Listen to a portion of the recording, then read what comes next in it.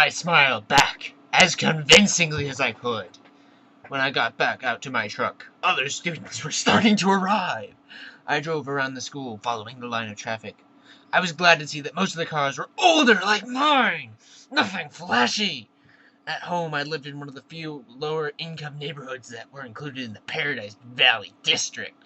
It was a common thing to see a new Mercedes or Porsche in the student lot. The nicest car here was a shiny Volvo, and it stood out. Still, I cut the engine as soon as I was in the spot, so that the thunderous volume wouldn't draw attention to me. I looked at the map in the truck, trying to memorize it now. Hopefully I wouldn't have to walk around with it stuck in front of my nose all day. I stuffed everything in my bag, slung the strap over my shoulder and sucked in a huge breath. I can do this! I lied to myself feebly. No one is going to bite me! Finally, I exhaled and stepped out of the truck. I kept my face pulled back into my hood as I walked to the sidewalk, crowded with teenagers. My plain black jacket didn't stand out, I noticed, with relief. Once I got around the cafeteria, Building 3 was easy to spot. A large black 3 was painted on a white square on the east corner. I felt my breath gradually creeping toward hyperventilation as I approached the door. I tried holding my breath as I followed two unisex raincoats through the door. The classroom was small. The people in front of me stopped just inside the door to hang up their coats. Out in the long row of hooks, I copied them. They were two girls, one a porcelain-colored blonde, the other also pale, with light brown hair. At least my skin wouldn't be a standout here. I took the slip up to the teacher, a tall, balding man whose desk had a nameplate identifying him as a Mr. Mason. He gawked at me when he saw my name. Not an encouraging response. And of course I flushed tomato red. But at least he sent me to an empty desk at the back without introducing me to the class. It was harder for my new classmates to stare at me in the back, but somehow they managed. I kept my eyes down on the reading list the teacher had given to me. It was fairly basic. Bronte, Shakespeare, Chaucer, Faulkner. I had already read everything. That was comfortable. And boring. I wondered if my mom would send me my folder of old essays, or if she would think that was cheating. I went through different arguments with her in my head while the teacher droned on. When the bell rang, a nasal buzzing noise. A gangly boy with skin problems and hair black as an oil slick leaned across the aisle to talk to me. Yeah, this one, yeah. He looked like the overly helpful chess club type. Bella, I corrected. Everyone with a 3-seat radius turned to look at me. When's your next class? He asked. I had to check in my bag. Government with Jefferson in Building 6. There was nowhere to look without meeting curious eyes. I'm heading to Building 4. I can show you the way. Definitely over helpful. I'm Eric, he added. I smiled tentatively. Thanks.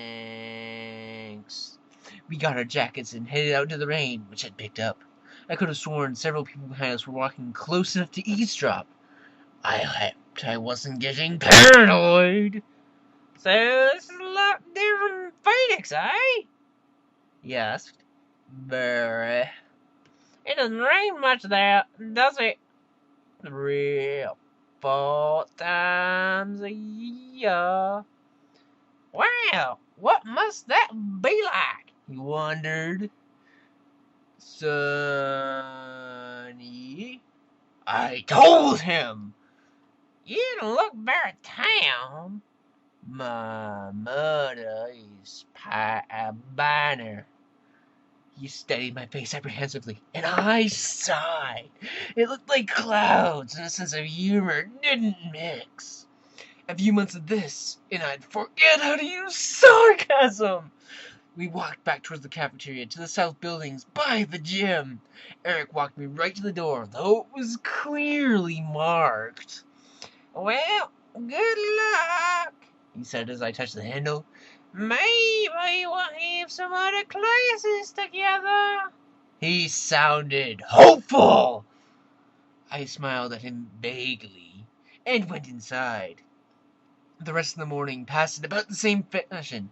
My trigonometry teacher, Mr. Varner, who I would have hated anyway, just because of the subject he taught, was the only one who made me stand in front of the class and introduce myself. I stammered, blushed, and tripped over my own boots on the way to my seat. After 2 classes, I started to recognize several of the faces in each class. There was always someone braver than the others who would introduce themselves and ask me questions about how I was liking forks. I tried to be diplomatic, but mostly, I just lied. A lot! At least, I never needed the map. One girl sat next to me in both trig and Spanish, and she walked with me to the cafeteria for lunch. She was tiny, several inches shorter than my 5'4", but her wildly curly black hair made up a lot of the difference in our heights. I couldn't remember her name, so I smiled and nodded as she prattled on about teachers and classes. I didn't try to keep up. We sat at the end of a full table with several of her friends, who she introduced to me. I forgot all their names as soon as she spoke them. They seemed impressed by her bravery in speaking to me. The boy from English, Eric, waved at me from across the room. It was there, sitting in the lunchroom, trying to make conversation with 7 curious strangers that I first saw. Them! They were sitting in the corner of the cafeteria, so far away from where I sat as possible in the long room. There were 5 of them. They weren't talking and they weren't eating, though they each had a tray of untouched food in front of them. They weren't gawking like me, unlike most of the other students, so it was safe to stare at them without fear of meeting an excessively interested pair of eyes. But it was none of these things that caught and held my attention. They didn't look anything alike. Of the 3 boys, one was big, muscled like a serious weightlifter, with dark curly hair. Another was taller, leaner, but still muscular, and honey blonde. The last was lanky, less bulky, with untidy, bronze-colored hair. He was more boyish than the others, who looked like they could be in college, or even teachers here, rather than students. The girls were opposites. The tall one was statuesque. She had a beautiful figure, the kind you saw on the cover of the Sports Illustrated swimsuit issue, the kind that made every girl around her take a hit on her self-esteem just by being in the same room. Her hair was golden, gently weaving to the middle of her back. The short girl was pixie-like, thin in the extreme with small features.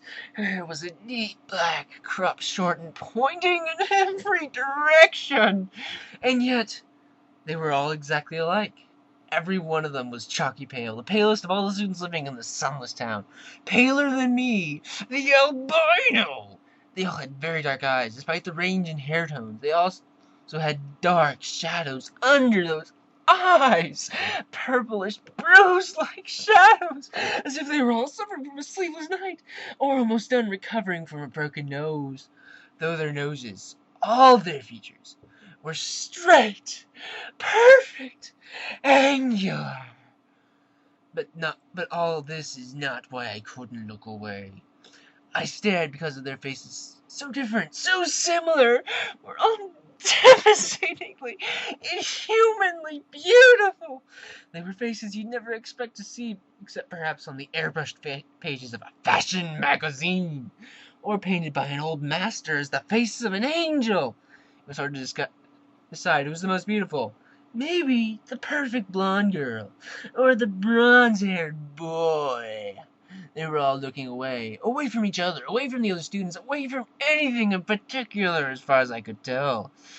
As I watched, the small girl rose with her tray, an open soda, unbitten apple, and walked away with a quick, graceful lope that belonged on a runway.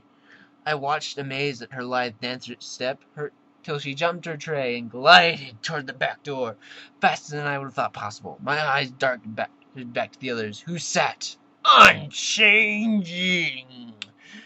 Who are they? I asked the girl from my Spanish class, whose name I'd forgotten. As she looked up to see who I meant, although already knowing, perhaps, from my tone, Suddenly, he looked at her, the thinner one, the boyish one, the youngest one, perhaps. He looked at my neighbor for just a fraction of a second, and then his dark eyes flickered to mine. He looked away